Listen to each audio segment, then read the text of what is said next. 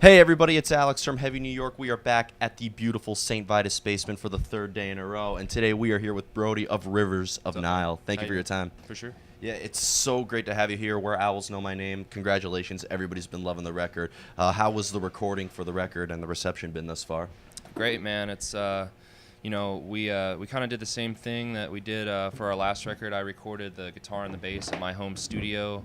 And then we went back to Atrium Audio in Lancaster, Pennsylvania again to record this record with the same dudes that did the last one. It was just super relaxed, super easy process, and then, the release for it went great, man. I mean, it went better than we ever could have thought it would. We were, skeptical naturally because it has a lot of changes on it, that were different from our previous stuff. But it seems like people really welcomed it with open arms, way more than we thought they would, for sure. Absolutely. Now, you mentioned that you kind of recorded it in a similar way as your last record and, a lot of similarities. So at this point, did it kind of feel like going through the motions a bit and you kind of knew what you were doing? Or because it's a new record and it's never easy recording new music that... honestly, I think this record was the most stress-free recording process that we've ever been through. I mean, even with our new drummer Jared Klein, it was super stress-free. I mean, I sent all of the completed tracks, pre-production tracks out to everyone before we, hit the studio, and everyone was super well rehearsed. And then I spent, 2 months recording guitar, bass, and the acoustic instruments, saxophone and acoustic guitar and stuff. Just kind of took my time on that. I didn't work full days. I'd do a couple days here, a couple days there over the course of 2 months, and it was really just it felt I was kind of just recording it in my spare time, honestly. It was so relaxed. I mean, I was we were grinding at it, but it was such a easy process that it just felt no stress, honestly. It was great. That's always the best. Yeah, right? for sure. Yeah. Now, as you did bring in some changes, as you mentioned before, and I really was a fan of having a technical death metal style to it, having a very melodic style, and then incorporating some saxophone in there, which was unique. Was this a preconceived idea to add these changes in here, or did it just happen that way? I think some of it was conscious, and some of it was it's just happened by accident. I mean, honestly, with the saxophone thing, when I was writing the songs, we had these big open sections where we didn't have any instruments. It was just these big open instrumental sections, and we didn't really know what to do with them. We were well, we could either just leave them empty, and or we could put guitar solos, and we were both of those sounded kind of boring options. And I had a friend, Zach Strauss, who's I had recorded his band previously, and I knew he was a killer sax player, so I just on a whim sent him the tracks, and I was see what we can do, and he killed it. Literally what you hear on the record is the first thing that he sent to me, so we heard the saxophones, or I heard the saxophone first, and then I sent it to the other guys not knowing what they would think, and everybody was just yeah, totally, this is awesome. So I think from there, because that happened kind of early on in the writing process, I think that whole thing kind of kick-started this whole snowball effect for other weird stuff that we were going to do on the record. So it was kind of it was after that moment, it kind of just turned into this whole different thing from what we were originally expecting. Yeah. Now, I'm probably asking this question way too early, being that your latest record is only 2.5 months old. But do you think by experimenting with this recording process, do you think that in the future that's going to allow you to experiment even more? Yeah, for sure. I mean, we've always kind of been a band that we've really focused on not releasing the same record twice. We always want to throw a curveball if we can, I mean, from our first to second record, we recorded our first record with Eric Rutan, who's more of an old school guy, and then we came out with our second record with Atrium Audio, which was kind of more of a modern production sort of sound with all these different layers of atmosphere added, which was much different from our first record. And then on this record, we had all of the weird proggy sort of changes. So I think, for the fourth record, I'm sure that there's going to be more stuff that, people aren't expecting, because I don't know. I always like to think that just as soon as people are getting comfortable with something, I like to throw them that curveball. That's kind of, I feel that's how we've always been as a band, and I just enjoy doing it that way. Well, yeah, and I know that sometimes comfort is your greatest enemy, because then you put out the same shit over again. For sure, yeah, absolutely. Yeah. Now, is there ever a part, because I've noticed that you're with this particular record, there are songs that vary in length. You have an 8-minute song on here, and you have a 3.5-minute song. In the eyes of Rivers of Nihil, how do you know when a song is finished?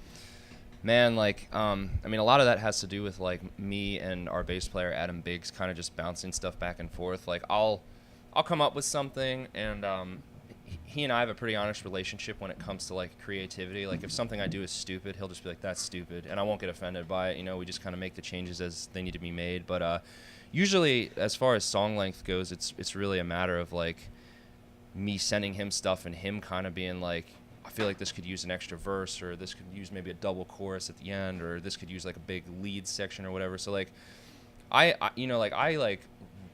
write most of the music, but I feel like he really helps me with like structuring stuff. And I think a lot of times like the calls that he and I make together dictate like how long a song is going to be. And I mean, sometimes you just know, and then other times you're just like, you know, screw it, let's just call it, you know. So it's kind of like a combination of active decisions on, you know, Biggs and my part, and just kind of being like, all right, let's just stop here. You know. So it's kind of all over the place, I guess. Did having a new drummer maybe allow to bring in some additional elements and extra input as well?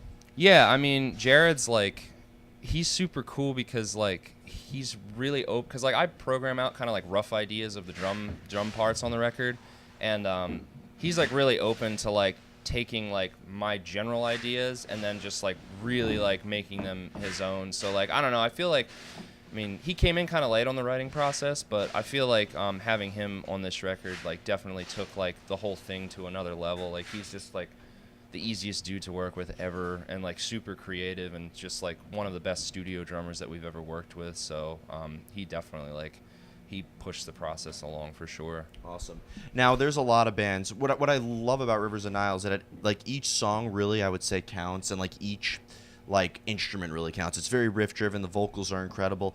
Is each song kind of start off with maybe like a similar thing? Like, do you have to write according to a drum beat, or do you have to write according to guitars, or does a lyrical concept ever determine a sound? I mean, usually what ends up happening is like, at the beginning of like writing a record, like Biggs, our bassist, he's the conceptual guy. He comes up with the concept and like most of the lyrics, and like he'll usually like pitch me like a general idea of like what we're going for on a record, and then I kind of like just take his like sort of ideas and kind of like, you know, kind of like think over them for a little while, and then you know, from there really what ends up happening is like pretty much every song just starts with like a riff, and then I kind of just snowball it from there. Like, I usually don't end up writing like entire songs like at once. Like, it'll usually start with like one riff, and then I'll kind of like slowly morph and dissect, deconstruct, and build up that riff throughout a song. And then after that, you know, I kind of add drums along the way. Like, I kind of program drums as I write, and then at the very end is when the lyrics and the vocals and stuff come in. So really, I mean, ultimately, really just usually just starts with like one riff. And that's like where it goes, like the riff in the Silent Life, you know, that kind of like dun dun dun dun dun dun, like that, like one riff, just like the whole song just evolved from that like one thing. So like I find that like as a writer, I'm usually the kind of guy that like writes one thing, gets inspired by that riff, and then I kind of just build on it, you know. Awesome. Now, you mentioned like Biggs helps you determine a lot of things as well, and you know, it's one thing to be a great musician, and then it's another thing to collaborate with 4 or 5, or you know, if you're in Slipknot, 27 other musicians. Yeah, for sure. So like, does, you know, working with Biggs, getting input like that, and working with another band, has that helped you perfect your craft at all? Oh yeah, definitely. I mean, he, you know, since he's not really writing like any of the actual like riffs, or the parts that end up on our records as far as like guitar stuff goes, like he has like a pretty objective point of view on everything that I do. So like, I mean, having him around, you know, and especially with his level of honesty, like it's definitely very helpful, you know, because you know, a lot of times, you know, if you send like something you're working on to your friends, or even maybe some of your band members, like they're just like, they're like yes men, you know what I mean? They're like, oh yeah, that's sick, dude. And it's like thanks, but that's not helpful at all. Like, you know, Biggs is like not at all like that. So me and him, I mean, I've been playing music with him since I was 16. I'm 27 now, so we've kind of have this like writing relationship together that like we can say really rude shit to each other without offending each other, you know, and it actually always ends up benefiting the greater good of the song and the record, I think. So, you know, having him around and being able to like bounce like ideas off of him is like a super helpful thing to have. Absolutely. And one other question I'd like to ask you is, because you guys are from Reading, Pennsylvania? Reading. Reading. Yeah, Reading, Oh my Pennsylvania. God. What did I call it? Reading. It's spelled Reading, but it's called Reading. Yeah. All right. So. I think I just gave the troll some ammunition. Yeah. But, Yeah, for sure. But you know, like, well, maybe not in the same area, but you know, Code Orange being from Pittsburgh, and you know, a lot of awesome Philly bands and stuff. But were you a band that kind of like cut your teeth in a local scene in Reading, Pennsylvania, and brought it out there, or did you have to like go outside your own state in order to get your name out there?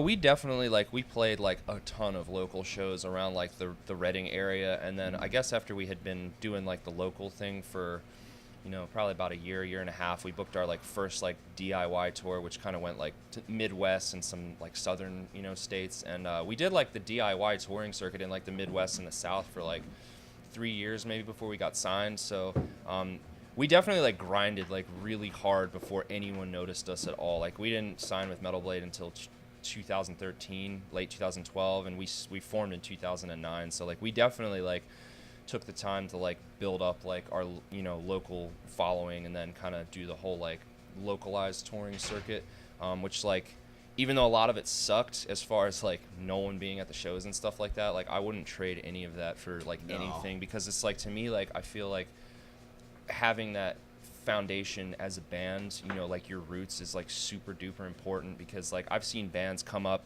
you know, out of nowhere, they get signed, and then like within a couple of years it's like they're like not a band anymore, you know, like because they don't have that kind of like, it keeps you humble foundation, and it does keep you humble for sure. Like I mean, every single like victory that like we have as a band, you know, like we like appreciate it so much because of like, dude, like, you know, we started touring and we would have to take turns like putting our own money into the gas tank, and like, you know, we would like drive our van without the air conditioner on to save gas mileage, you know, and like, you know, I'll never like, every time like, you know, we have like a show that's like, you know, selling out or whatever, or we do a killer night in merch, like we're always super grateful for that, because like we, you know, we remember like what it was like. It's still very fresh for us. So I think, you know, any victories that we have as a band, we're like super grateful for, and we would like never forget like all of the stuff that we did for years before anyone even cared about us. Yeah, you know, it's funny because there are times where like bands do get big right away and they still remain significant, but like they become, I don't want to say spoiled, but like, you know, not having, you know, the hardships that maybe another band would have to go through, they like, when they are encountered with a hardship, they kind of don't know what to do. Yeah, for sure. And you mentioned that you started in 2009. I'd imagine you look back at yourself and think about how much you evolved, right? Yeah, I mean, it's like next year we're gonna have been a band for 10 years. I mean, there's three original members. I mean, John, our other guitar player, he's been in the band for almost 5 years now, so he's done most of our like signed touring with us. So like, but yeah, like, you know, looking where we came from, I mean, just like driving, you know, 8 hours for $15-20, you know, to play to nobody, and, you know, still having fun, and, you know, or breaking down, you know, our van just like breaking down and exploding, and us having to like come up with some way to like fix it while we're like on our way to some terrible show, you know, back in the day. Like, you know, we'll never forget that kind of stuff. And I mean, stuff like that still happens, you know, you still have breakdowns and like all the crazy like terrible stuff that happened back then. It still happens now sometimes, but like we know how to handle it better. You know, like I find that like a lot of bands that like didn't do all that like dirty shit when they first started, when they're confronted with like real issues, sometimes they can't handle it, you know, and they break down, they don't know what to do. So I feel like, you know, all the work that we did back then like really like kind of just, you know, grew us into who we are today, and kind of just taught us how to deal with stuff and how to appreciate everything, really. Yeah, the formula is that a musician has to have $50,000 worth of gear, rent a $5,000 van, drive 500 miles to play a $50 gig. Yep, that's how it works, man. Yep. So before we go, I want to thank you so much for your time. Thank you. You know, Where Owls Know My Name. It's an awesome record out on Metal Blade Records now. You just announced a fall tour in the U.S. with Revocation and Exhumed. Yep. You're heading to Europe with Revocation and Archspire. Yep. Just anything else that we could be expecting for Rivers of Nile in 2019? 2019, we don't have a real clear picture about next year yet, but for this year, we've got those tours going on, and something that a lot of people have been asking about, you know, for like a couple years now, is when we were going to press our last record, Monarchy, on vinyl, and I don't know when this is coming out. It doesn't really matter. It's going to air by midnight. Okay, that's fine. Yeah, well, at the end of this month, we're going to have pre-orders up for our last record, Monarchy, on vinyl through Metal Blade. So technically, that's not supposed to, be, public knowledge until the 31st, but it doesn't matter. So look for Monarchy vinyl coming out at the end of this month. He said it. I'm just doing my job. Yeah, I said it. Yeah. But thanks so much, Brody. Yeah, thank you, man. Everybody, we are here with Brody from Rivers of Nihil. Pick up their latest record, Where Owls Know My Name, out on Metal Blade Records if you haven't already, and Monarchy on vinyl coming very soon. And catch them on their fall tour with Revocation and Exhumed. And if you're in Europe and watching this, catch them with Revocation and Archspire. We'll see you next time, everybody.